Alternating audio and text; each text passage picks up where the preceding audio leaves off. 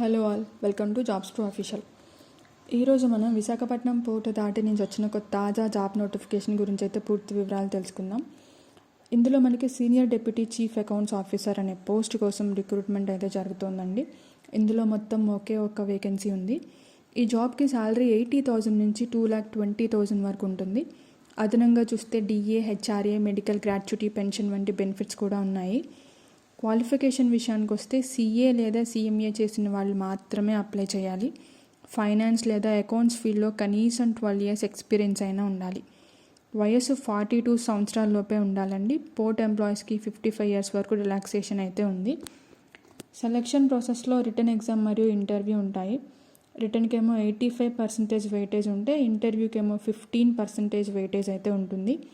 Apply చేయడానికి మీరు first ministry of ports online పోర్టల్లోకి వెళ్ళి అక్కడ ఆన్లైన్ అప్లికేషన్ ఫిల్ చేయాల్సి ఉంటుంది.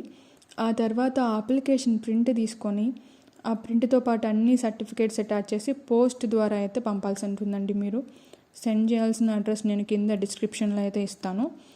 మీరు అప్లై చేయాల్సిన లాస్ట్ డే April 15 లోపు అప్లై చేయాలి. హార్డ్ కాపీ అంటే పోస్ట్లో మీరు పంపించాల్సిందైతే April 30 లోపు అయితే పంపించాలి.